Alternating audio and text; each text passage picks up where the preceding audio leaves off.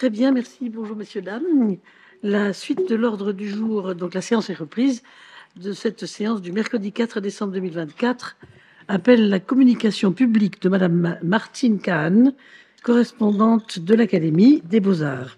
Je vous souhaite la bienvenue, mesdames et messieurs, dans cette grande salle des séances du Palais de l'Institut de France, et je passe la parole à notre secrétaire perpétuel, Laurent Petit-Girard, pour quelques mots d'introduction. Eh bien, d'abord, bonjour à toutes et à tous. D'abord, un petit conseil. Si vous saviez ce qu'on se sent mal pendant une conférence quand son téléphone commence à sonner, donc vérifiez bien qu'il soit éteint.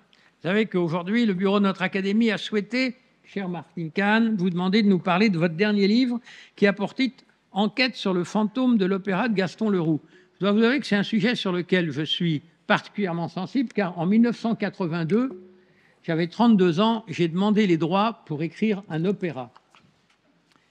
Je ne les ai pas obtenus et c'est Andrew Weber qui les a eus 4 ans plus tard. Et ça m'a fait beaucoup de peine. Voilà, parce que c'est un livre absolument extraordinaire. Alors, je rappelle que vous êtes conservatrice générale des bibliothèques, que vous êtes attachée pendant 35 ans à participer à la constitution de la mémoire de l'Opéra de Paris, d'abord directrice de la Bibliothèque Musée de l'Opéra, qui dépend d'ailleurs de la Bibliothèque nationale de France. Vous avez ensuite créé et dirigé le service culturel de l'Opéra national de Paris. Le Palais Garnier a été bien sûr votre terre d'élection, le 19e siècle sa période favorite, La petite danseuse de 14 ans de Degas votre œuvre préférée. S'en sont suivis une vingtaine d'expositions et autant de publications sur l'architecture de Charles Garnier, les ateliers de costumes, le ballet de l'opéra, les ballets russes de Diaghilev ou encore le modèle du sculpteur. Je rappelle également que vous avez été directrice du Centre national du costume de scène, institution unique et atypique consacrée au patrimoine matériel des théâtres que vous avez ouvert en juillet 2006 à Moulins dans l'Allier. Et puis, vous me permettrez, au nom de mes confrères et de moi-même, de vous dire que vraiment, nous dédions cette communication à notre très cher ami Hugues Gall, récemment disparu, Hugues avec lequel vous avez tant travaillé, chère Martine, et Hugues qui nous avait suggéré de vous élire correspondante dans la section de membres libres, ce qui a été fait. Et donc, chère consoeur, je vous passe la parole. Merci beaucoup. Merci de m'avoir invité. Je suis très honorée d'être devant vous. D'autant que ce livre était dédié à Hugues Gall, votre collègue, votre ami. Sorti des presses quelques mois, quelques semaines trop tard, il est dédié à sa mémoire. Il est important pour moi de prononcer son nom dans cette enclave. Aujourd'hui, cela le garde vivant. C'était un autre de mes maîtres, Michel Laclotte, que vous avez peut-être connu, grand conservateur, grand directeur de musée, créateur du Grand Louvre, qui un jour, quand j'étais très jeune conservateur, m'avait dit « Si nous ne parlons pas de nos grands aînés, qui le fera ?» Et ces mots sont toujours restés dans ma mémoire. J'aurais aussi pu dédier cette étude d'une œuvre littéraire à ces deux géants de la recherche en France que sont les Archives nationales et surtout, dans mon cas, la Bibliothèque nationale de France. Dans ma lointaine Bretagne, que serais-je devenu sans Gallica, le magnifique programme de numérisation de l'ABN? Nous avons en France des institutions de conservation et de diffusion de la culture qui travaillent pour la recherche, qui sont magnifiques et que le monde nous envie, et souvent nous oublions d'en parler. C'est Hugues Gall, effectivement, jeune secrétaire général de l'Opéra, qui en 1972 m'a fait pour la première fois visiter le Palais Garnier avec le savoir et la sensibilité du bâtiment, la fougue et l'humour que nous lui connaissions. J'arrivais alors, jeune conservatrice, à la direction de la Bibliothèque Musée de l'Opéra. Je ne savais pas que j'y passerais près de 35 ans de ma vie, passionnée par l'histoire de ce théâtre, par son architecture, ce qui me valut dans la maison le joli surnom de « Veuve Garnier ». Parvenue à cette merveilleuse période où votre temps vous appartient, la retraite, j'ai décidé de reprendre le roman de Gaston Leroux, Le fantôme de l'opéra, et d'en soulever, une à une, toutes les pierres, tous les voiles. Roman policier, roman fantastique, œuvre très atypique dans la riche production de Gaston Leroux, Le fantôme de l'opéra, paru en 1910, est avant tout un hymne au Palais Garnier. Palais Garnier, bâtiment symbole unique, en décalage avec son temps, chef-d'œuvre de l'architecture du XIXe siècle, le nouvel opéra est le premier personnage du livre. Phénomène littéraire, adapté au film dès 1925, puis à la scène, œuvre culte, traduite dans toutes les langues, connue dans le monde entier, notamment grâce à la méga comédie musicale Le Fantôme de l'Opéra, ce livre est aussi devenu un phénomène économique. Les lieux, les situations, la plupart des personnages ont été inspirés à Gaston Leroux par des lieux, des situations et des personnages réels transformés par son talent de journaliste et d'écrivain. En mettant en regard le livre d'un côté et le Palais Garnier de l'autre, en invoquant les sources historiques, en décodant les péripéties et les protagonistes, mon propos a été de partir à la recherche du fantôme de l'opéra, de découvrir ses sources littéraires et iconographiques et d'en évoquer la fortune critique. Il en résulta cette étude de 600 pages, de 1200 notes, avec annexe, et là, je ne peux que m'incliner devant mon éditeur, les Classiques Garnier, qui ont d'emblée accepté ce travail de chartiste, dont, nonobstant, ma famille et mes amis me disent qu'il n'est pas ennuyeux. Si tout le monde, ou presque, a lu les 2 premiers romans de Gaston Leroux, Le mystère de la chambre jaune et Le parfum de la dame en noir, qui introduisent son héros, le jeune reporter Rouletabille, qui est un peu son portrait, peu de lecteurs connaissent l'auteur. Faute d'une biographie exhaustive, je suis donc en préambule partie à sa rencontre, au moins pendant toute la période qui précède l'écriture du Fantôme de l'Opéra. Qui est Gaston Leroux? Né en 1868 à Paris, élevé en Normandie, après des études de droit, Gaston Leroux jette sa robe aux orties. Il est avocat, pas pour longtemps. Il devient très vite, taraudé par le désir d'écrire, journaliste. Il abandonne le prétoire, donc, pour les salles de rédaction. La presse, considérée comme le 4e pouvoir, tient en cette fin de 19e siècle une place prépondérante, avec une multiplication de titres et un accroissement fulgurant des tirages. Elle rencontre des grandes crises politiques comme la séparation de l'Église et de l'État, comme les attentats anarchistes, le scandale de Panama, l'affaire Dreyfus et tant d'autres, et se fait l'écho de faits divers toujours plus sanglants, avec une efficacité redoublée grâce à l'illustration. C'est aussi le temps des feuilletons signés Émile Zola, Maurice Leblanc, Michel Zévaco et bien sûr Gaston Leroux. La presse est omniprésente et très influente. Petit rappel. Après avoir fait ses preuves avec divers articles sur les procès des anarchistes qui ensanglantent alors Paris, Gaston Leroux va entrer dans un des 4 grands journaux de l'époque, Le Matin.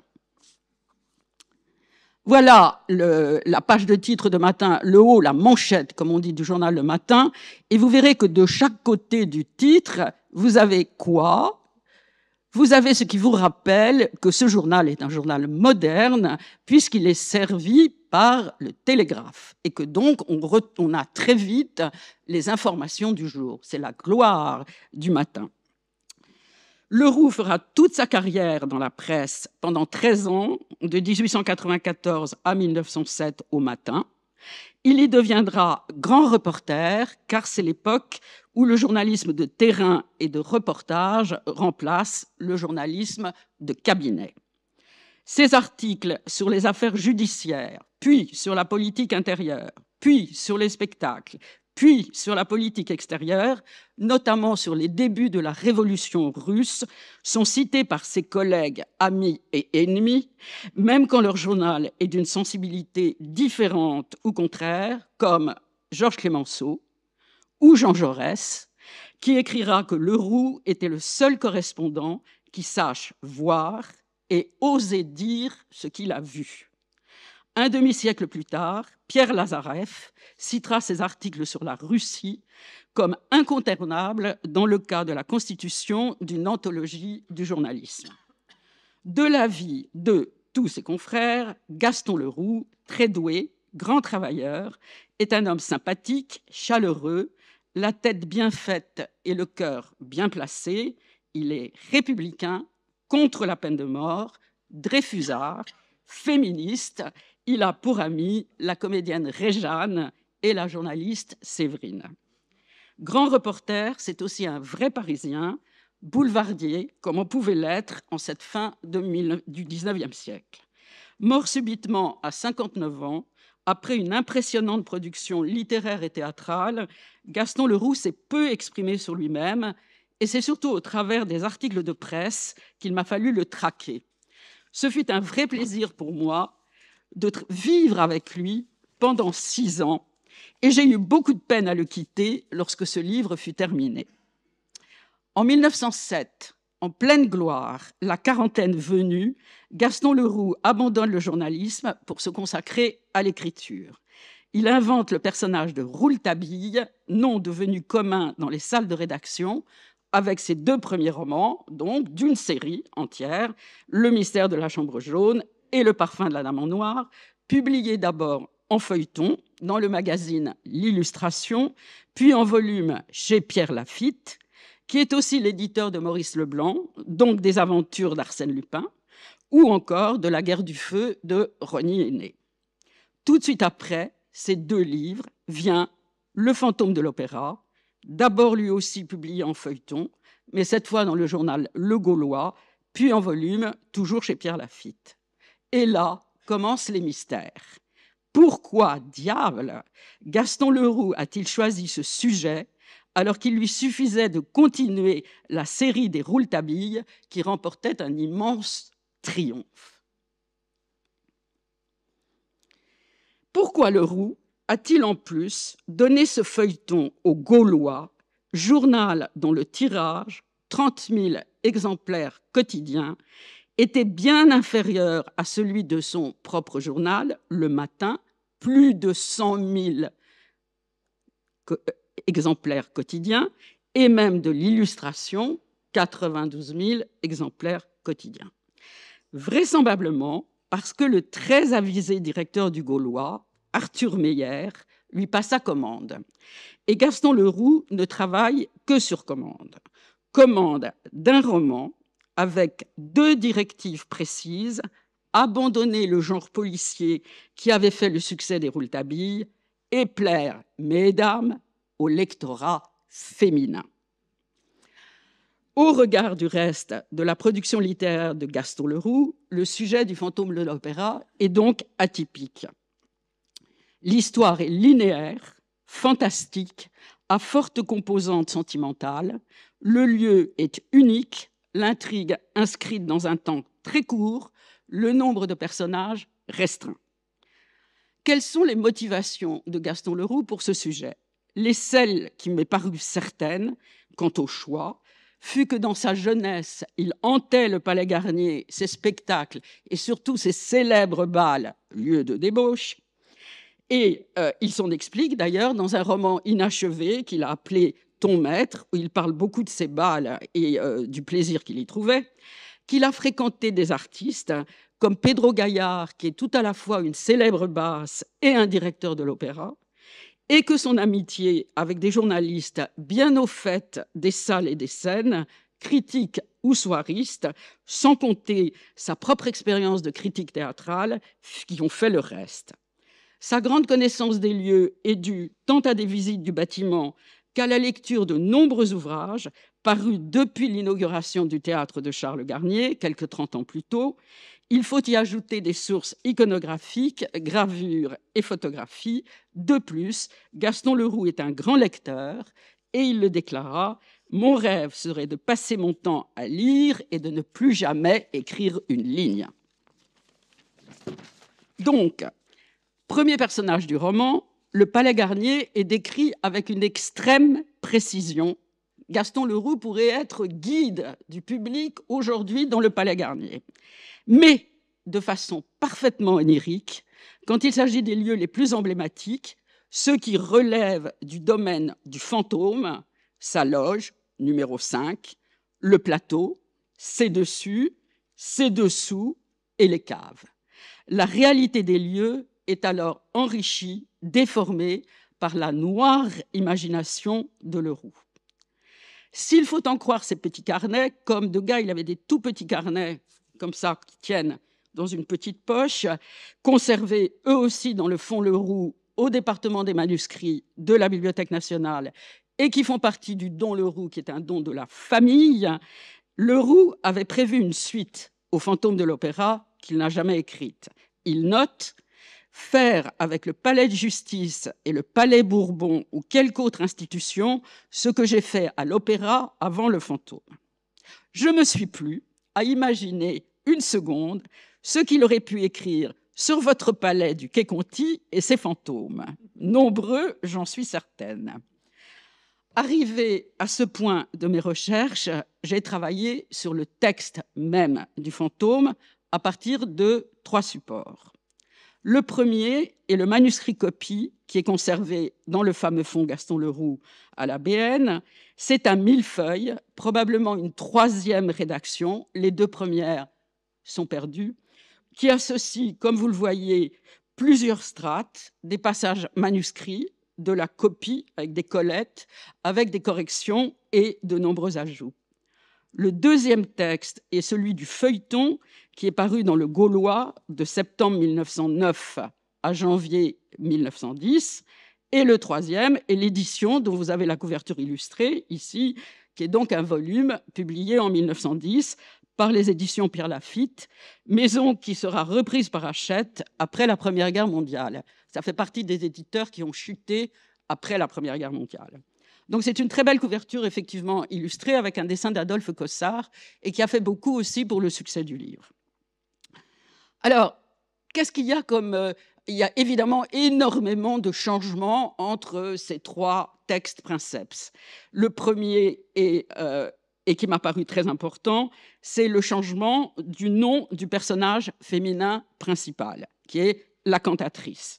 Dès les premières lignes, les 3 premières lignes du manuscrit copie, la cantatrice est appelée Pauline Bellini, nom qui sera biffé et remplacé par celui définitif de Christine Daae. Ça, c'est important. Parce que ça veut dire, est-ce que Gaston Leroux, au début, et pour lui, nommer ses personnages est très important. Il l'a écrit. Quand je commence à travailler, je commence par donner un nom à mes personnages. C'est à ce moment-là qu'ils commencent à exister. Pauline Bellini, c'est une fille du Midi, c'est évident. Bellini, comme le compositeur, c'est une méditerranéenne. Christine Daae, on trouve son nom plus tard. Pauline Bellini Biffé, Christine Daae, c'est la belle suédoise, c'est la belle fille du Nord. Et tout le roman est bâti sur cette belle fille du Nord. Donc, quel aurait été le roman avec ce départ de Pauline Bellini? Est-ce que ça aurait été complètement différent? Ce n'est pas possible que c'eût été la même chose. La belle suédoise est très, très importante dans le livre, la belle fille du Nord, etc. Donc ça, déjà, ça m'a beaucoup gratté, effectivement, surtout que je n'ai plus aucune suite sur cette fameuse Pauline Bellini. Ensuite, un chapitre est complètement oublié dans le feuilleton et dans le livre imprimé, alors qu'il existe dans le manuscrit. Et enfin, toute une partie du texte qui relève de ce que j'appellerais la visite-conférence du Palais Garnier, présent dans le manuscrit copie, est impitoyablement coupée dans le feuilleton et dans le volume imprimé. Il ralentissait évidemment le rythme, qui est très haletant, le rythme du roman qui va vraiment à grande guide. Voilà, à part une foultitude dont je vous fais grâce de différences, ça a été pour moi les 3 tournants entre ces 3 textes que j'ai comparés mot à mot, ligne à ligne. Le Fantôme de l'Opéra, je pense que vous l'avez lu, je rappelle le contenu. Il conte les amours contrariés d'une jeune cantatrice, Christine Daae, et d'un jeune aristocrate. À l'époque, tout roman a besoin d'un jeune aristocrate, quand même. En cette fin du XIXe siècle, c'est quasi obligatoire. Le prince charmant est forcément un jeune aristocrate. Raoul de Chagny, contrarié, affaire de classe sociale, bien sûr. Mais surtout, La jeune femme a en secret un professeur de chant, invisible et pourtant omniprésente dans l'opéra, soit le fantôme. Ça agace beaucoup les directeurs qui disent c'est effrayant, on en parle tout le temps, on ne le voit jamais. Et elle doit aux leçons de chant de ce fantôme son brusque triomphe. Au cours des chapitres, le lecteur apprendra que le fantôme n'en est pas un, mais un homme, Éric, on lui donne même un nom, que sa terrible laideur a isolé du monde des vivants. Après maintes péripéties et coups de théâtre, la lutte entre la voix, le fantôme, et le corps, le jeune homme, se soldera par le triomphe de ce dernier. 3 personnages comiques entourent ce trio amoureux, le couple de directeurs de l'opéra, fraîchement nommés après la démission de leurs prédécesseurs qui n'en pouvaient plus des exigences de leur pensionnaire fantôme. Ce sont de nouveaux arrivants qui ne comprennent rien à la situation et qui enchaînent les bévues, très comiques. La diva, Carlotta, type de cantatrice genre Castafiore, et de fait, le personnage de Hergé dans Tintin est inspiré de la Carlotta de Gaston Leroux, qui ne supporte pas la gloire montante de la jeune Christine. Et enfin, l'ouvreuse, mère de danseuse, rappel à Degas, Mame Giry, sympathique femme du peuple, à qui on ne la fait pas et dont les déclarations sont savoureuses. Le récit, à part un court voyage en Bretagne et une sortie au bois de Boulogne, se déroule entièrement dans le Palais Garnier, des caves ou toits. C'est une histoire d'enfermement, une espèce de huis clos. Ça, c'est la publicité du fantôme de l'opéra, le roman le plus attachant et le plus émotionnant de l'année, comme vous voyez, qui reprend la couverture. Et évidemment, le Palais Garnier, tous ces lieux du Palais Garnier que vous avez là sont hantés par le fantôme. Alors, Gaston Leroux est le meilleur guide qui soit, je vous l'ai dit, dans les méandres du théâtre, qu'il connaît de façon parfaite. Il a lui-même décrit son système de récit, qui est le fruit de ses années dans la presse, et je le cite, « des détails précis, non inventés, de solides éléments de réalité, négligemment jetés au royaume des invraisemblances, accroche le lecteur. De fait, le dit système réussit à désarçonner à ce point le lecteur qu'il finit par ne plus savoir qui croire et quoi croire, et au milieu d'invraisemblances hurlantes, moi-même d'ailleurs, se pose la question « et si c'était vrai ?» Donc ça, c'est le vrai triomphe de l'auteur, de vous embarquer dans cette histoire et de vous désarçonner complètement. Dans les descriptions des lieux de l'opéra, toujours précises jusqu'au moment où elles dérapent dans l'imaginaire, Leroux brouille les pistes en citant des passages d'études on ne peut plus sérieuses, comme le livre de Charles Garnier, par exemple, en donnant même parfois le nom de l'éditeur et la date de l'édition, et en enchaînant comme quelque chose de complètement imaginaire. Mais vous ne savez plus où vous êtes. On ne peut pas faire plus sérieux, et pourtant l'assertion qui suit est totalement fantaisiste. Ainsi, dans le fantôme, pour appuyer certaines de ses déclarations, Leroux cite en note des propos de personnages réels, comme son ami Pedro Gaillard, le directeur de l'opéra, excusez du peu, ou encore comme l'architecte de l'opéra, cher Alain-Charles Perrault. Ce système de la note, pour confirmer un fait ou encore citer ses sources, se retrouve d'ailleurs dans d'autres livres de Leroux. C'est vraiment un système que j'ai appelé le système Leroux. Et pour ajouter à la confusion, dans les remerciements, Leroux mêle, il cite aussi bien des personnages réels que des personnages fictifs, en les mélangeant, personnages fictifs étant en fait des protagonistes du roman. Vous ne savez plus où vous en êtes.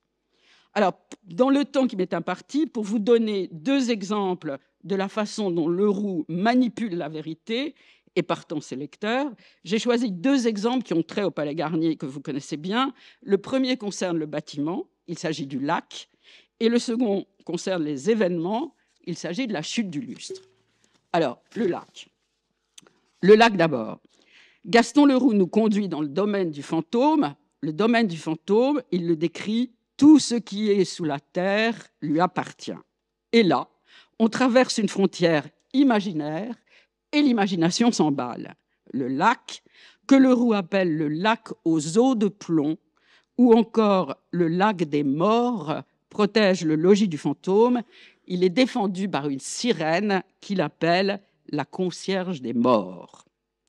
Le fameux lac est dans la réalité, évidemment, la cuve remplie d'eau, réservoir artificiel imaginé par Garnier pour assurer l'échantéité du bâtiment, brillante solution technologique en réponse à un problème de terrain. Mais qu'importe la réalité, la fiction est bien plus puissante. Grâce au fantôme, le lac sous l'opéra reste aujourd'hui un objet de fantasme, alors qu'il a été amplement démythifié et commenté dans nombre d'articles, de publications, qu'il a fait l'objet de X reportages photographiques, télévisés, etc.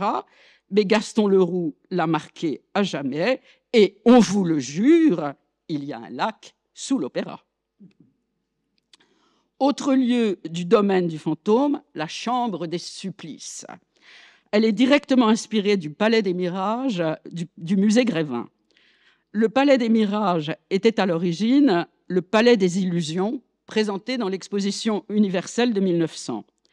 Il a été acheté par le premier directeur du musée Grévin, un certain Arthur Meyer, que nous retrouvons ici, puisqu'il était donc le directeur du Gaulois et le commanditaire du fantôme de l'opéra.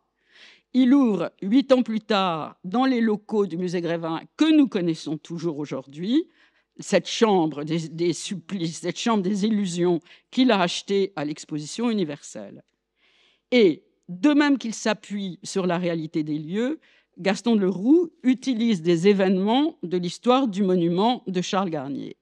Ainsi, la fameuse chute du lustre. Dans le roman, les directeurs de l'opéra, n'ayant pas tenu compte des desiderata du fantôme, à savoir lui payer sa pension mensuelle, lui rendre sa loge numéro 5 indûment mise à la location et programmer à nouveau Christine dans le rôle de Marguerite de Faust, se préparent à passer une très mauvaise soirée. Notons au passage que Leroux a choisi la loge numéro 5, certes pour son emplacement dans la salle du spectacle. Ceci dit, il aurait pu la choisir de l'autre côté, mais surtout parce que le chiffre 5 est le chiffre fétiche de ce grand joueur qui fréquentait assidûment les tapis verts. Installés dans la loge numéro 5, comme pour mieux narguer le fantôme, les directeurs s'apprêtent à écouter la diva Carlotta, donc un des personnages comiques du roman, rival de la jeune Christine, maintenue malgré les avertissements du dit fantôme dans le rôle de Marguerite. Tout se passe bien jusqu'au moment du fameux air des bijoux, dans lequel la diva enchaîne les couacs. Alors, dans un bruit effrayant, la lumière s'éteint, un énorme fracas, et le grand lustre de la salle se détache et s'écroule. Dans la réalité, cet accident a bien eu lieu quelques 15 ans plus tôt au Palais Garnier lors d'une représentation. À cause de la rupture d'un câble, un des contrepoids du lustre s'est détaché et est venu frapper l'étage des 4e loges, tuant une spectatrice, en blessant plusieurs autres et causant un grand moment de panique dans la salle comme dans la scène. La presse rend compte de l'événement, faisant à son accoutumée de la surenchère. La palme revient au journal Le Matin, le journal donc de Gaston Leroux, avec ce titre « Accident à l'opéra, 500 kilos sur la tête d'une concierge ». Titre qui sera repris par Leroux dans le roman. Or, en cherchant plus loin, j'ai découvert que ce titre avait une glorieuse origine. Colette, l'écrivaine Colette, encore une amie de Leroux, raconte qu'un journaliste du Matin l'aurait conçu à la manière des nouvelles en 3 lignes que Félix Fénéon écrivait chaque semaine dans ce quotidien. Dans le roman, Leroux situe l'événement pendant la fameuse représentation de Faust. Il reprend le titre du Matin, devenu une des phrases cultes du roman. Beaucoup de phrases cultes dans Leroux, le presbytère, le jardin, etc. Il l'assaisonne avec cette autre phrase devenue culte que le fantôme ricane à l'oreille des directeurs. Elle chante ce soir à décrocher le lustre. Phrase que reprendra Hergé pour sa Castafiore. Pour faire bonne mesure, le lustre n'est plus annoncé comme pesant 500 kilos comme dans l'article, mais 200 000. Colette annonçant même 300 000 kilos, ce qui est vraiment exagéré, même en plaidant la licence romanesque, puisque le fameux lustre, en fait, pèse 8 000 kilos. Mais trouver Félix Fénéon, grand critique d'art, écrivain et collectionneur, au détour de la formulation journalistique d'un fait divers dont Gaston Leroux a fait une phrase culte dans Le fantôme de l'opéra m'a passionné et valait bien des heures de recherche dans la presse. Voilà une des affiches faites par Allo, qui a beaucoup travaillé à l'opéra, dont plusieurs affiches sur le film, les pièces qui sont issues du fantôme ou le reste. Il y a toujours cette scène du lustre. C'est devenu une des scènes choc, d'ailleurs dans le spectacle aussi qui a lieu en ce moment. Ce système d'inspiration du copier-coller ou de distorsion de la réalité s'applique aussi aux personnages du roman. Ainsi qu'il le fait pour les situations et les lieux, Gaston Leroux mélange avec bonheur réalité et fiction. Les personnages réels apparaissent sous leur nom et leur prénom, leur fonction. Les personnages fictionnels sont le plus souvent inspirés de manière plus ou moins évidente par un ou plusieurs contemporains, dont d'ailleurs le couple de directeurs de l'opéra. Gaston Leroux commence donc par nommer ses personnages. Il l'a dit lui-même, il l'a écrit lui-même, ce qui m'a amené à faire une recherche sur les noms des personnages fictifs et de découvrir que tous ces noms ont une bonne raison. Soit ce sont des personnages protagonistes de pièces, d'amis de Gaston Leroux, soit ce sont des lieux qu'il a fréquentés, soit ce sont même des lieux, et ça c'est assez amusant, que plusieurs journalistes du Matin ont utilisé aussi, qui étaient les noms des gares de chemin de fer qui se trouvaient sur le parcours qui menait de Paris à la maison de campagne de leur directeur. Ça a pris très longtemps, mais en fait, tous les noms ont une raison. Ça m'a beaucoup amusé aussi. Dans Le fantôme, la musique est partout. Le fantôme est un musicien. Elle sourd du bâtiment, de la scène bien sûr, mais aussi de la loge de Christine, du domaine du fantôme, dans la maison du lac, dans les caves et même des toits.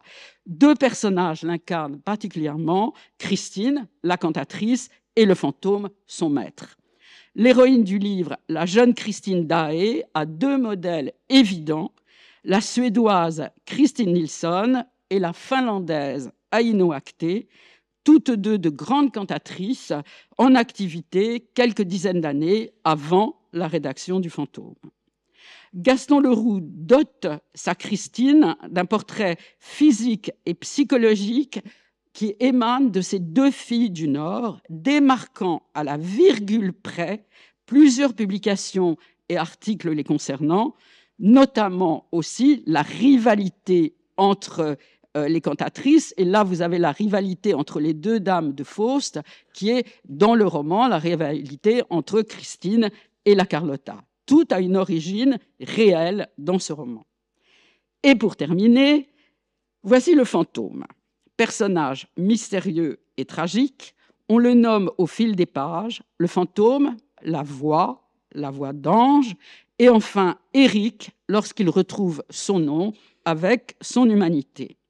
Le fantôme entre dans la catégorie des apparitions de la voix, car il est partout, on ne le voit jamais, mais on l'entend. Il se manifeste par la voix, notamment lors des leçons de chant qu'il prodigue à Christine. C'est une grande personnalité musicale. C'est à la fois un instrumentiste virtuose, violoniste et organiste. C'est un grand compositeur d'une messe de mariage, d'une messe de requiem, d'un dies irae, d'un don Juan triomphant, toutes œuvres renvoyant à sa propre histoire. Enfin, c'est un pédagogue de génie. Leroux qualifie sa musique de musique nouvelle, ce qui s'apparente à la musique de l'avenir. C'est une référence au wagnérisme qui commence à régner sur les scènes, et il a quelques propos, ce fantôme, qui sont assez désagréables, je dois dire, au sujet du grand opéra, et notamment des opéras de Meyerbeer.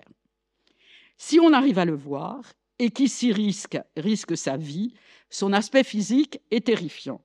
Il n'a pas de visage, et sa longue et maigre silhouette, un habit noir couvrant un squelette, s'apparente à celle de Paganini ou encore au Docteur Miracle, un des personnages des contes d'Hoffmann, deux des modèles choisis par Gaston Leroux pour son personnage. Voilà quant au physique. Quant au psychologique, ce fardeau de la laideur et de la difformité, qui est son terrible destin, traverse toute la littérature fantastique du temps. Citons seulement le Frankenstein de Mary Shelley. Et à la fin du livre, quand la destinée du trio Christine, Raoul, Éric bascule, c'est grâce au sacrifice et aux larmes de la jeune femme, vieille histoire qui est déjà le sujet de bien des contes de fées, notamment La Belle et la Bête. Et pour terminer, quelle fut la fortune critique du fantôme? Le roman fut très vite traduit en anglais dès l'année suivante, en 1911, et édité en Grande-Bretagne et aux États-Unis, où il connaît un succès immédiat et figure au firmament des meilleures ventes. Mais c'est à cette adaptation au cinéma d'abord, puis à la comédie musicale, que le livre doit sa célébrité mondiale. En 1925, Carl Laemmle, grand producteur hollywoodien, patron de l'Universal Studios, décide de tourner Le Fantôme. Un des derniers films muets, en noir et blanc, c'est un chef-d'œuvre, avec l'acteur célèbre Lon Chaney dans le rôle titre, qui fit frissonner d'horreur des générations de spectateurs et surtout de spectatrices. La célèbre reconstitution du Palais Garnier faite en studio aux États-Unis servira pour bien d'autres films jusque dans les années 1970. Suivirent d'autres films plus ou moins réussis, des adaptations théâtrales, un ballet, jusqu'à la comédie musicale d'Andrew Lloyd Webber, créée à Londres en 1986 et qui se donne toujours aujourd'hui dans le même théâtre, près de 40 ans plus tard. Sous cette forme de méga musicale, dont la musique est un triomphe du schmaltz, d'une parfaite efficacité, le fantôme de l'opéra allait conquérir le monde. Paradoxe et pirouette que Gaston Leroux aurait sans nul doute adoré, le spectacle s'est donné dans pratiquement tous les pays du monde, sauf en France. Alors qu'en 2016, le spectacle était annoncé à Paris, au théâtre Mogador, pendant les répétitions, un incendie se déclara et détruisit décors, costumes et une partie du théâtre. À coup sûr, une vengeance du fantôme, car bien vivant, il loge toujours, bien sûr, dans la Maison du Lac, au Palais Garnier.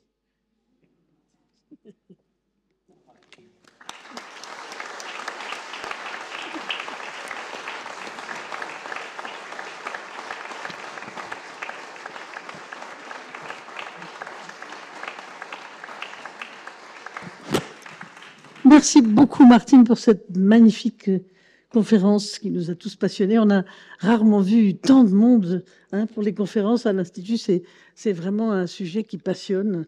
Il y aurait tellement de choses à dire aussi sur le surréalisme, la psychanalyse aussi, à propos de Rouletabille, sur l'influence de Georges Sand avec Consuelo, Pauline Viardot, qui était donc la sœur de Lama Libran et qui vivait avec aussi Turgenev. C'est toute cette époque qui serait tellement passionnante à creuser. Enfin, en tout cas, merci beaucoup pour votre écoute et vous, Martine, merci. Alors, eh bien, est-ce qu'il y a des questions? Voilà. Oui, bien sûr. Moi, je vais tout de suite vous en poser une. Est-ce que véritablement il a eu conscience du triomphe? Est-ce que de son vivant, il en a profité, peut-être pas autant que Andrew Lloyd Webber, mais au moins, est-ce que tout d'un coup, ça a changé sa vie d'un point de vue des conditions matérielles? Pas du tout. Je n'ai pas retrouvé le contrat du fantôme. Par contre, j'ai retrouvé le contrat de plusieurs autres livres de Gaston Leroux. La seule différence pour lui a été qu'au début, les contrats étaient livre par livre et qu'ensuite, il a eu des contrats pour 3 livres ou 5 livres de suite. Mais il est payé extrêmement modestement. À vous dire que les premiers livres, en fait, son contrat avec son éditeur lui offre à peu près 3 mois de ce qu'il gagnait comme journaliste par livre. Donc c'est très très peu, c'est un forçat, comme tous ses confrères d'ailleurs. Gaston Leroux est un forçat du feuilleton, il est un forçat de la publication, parce que très mal payé. C'est au théâtre qu'on gagnait davantage d'argent. En fait, à l'époque, on gagnait la célébrité et davantage d'argent. Il s'est essayé au théâtre, ça n'a pas marché. Comme Maurice Leblanc, d'ailleurs, c'est la même chose. Hein. Ça n'a pas marché pour lui, mais ils sont très mal payés. Tous ces auteurs sont très mal payés. Ce qui est également frappant à voir, c'est que, comme souvent, sur des livres comme ça, devenus mythiques et tellement français, arrivent assez rapidement des compagnies américaines qui prennent le droit, qui obtiennent les droits, et pour des romans français, vous êtes obligé d'essayer d'aller à Los Angeles, d'obtenir une autorisation, et nous n'avons pas su protéger ces auteurs-là. Alors ça a été très loin, c'est-à-dire pour la comédie de Lloyd Webber, donc les premiers programmes, il ne figurait pas le nom de Gaston Leroux. Et c'est une association d'auteurs américains qui a fait un procès à Lloyd Webber et qui a obtenu que le nom de Gaston Leroux figure sur les programmes. C'était pareil pour Les Misérables de Hugo. Hein. Ouais. Est-ce que... Ben, on vous remercie, Martine. Et puis, merci beaucoup. Je crois que la séance va continuer. Non, la séance est terminée. Oui. Est-ce qu'il y a le livre là-bas, Martine? Je ne sais pas du tout. Non. Ben, on ne peut que vous inciter, bien évidemment, à vous procurer ce magnifique livre. Je trouve qu'il n'y avait pas de meilleure façon de rendre hommage à ce formidable écrivain que de cette manière de nous tirer les fils entre vérité et invention. Et bien évidemment, je vous rappelle que l'Opéra de Paris organise des croisières sur le lac très régulièrement, n'est-ce pas? Merci beaucoup. Merci.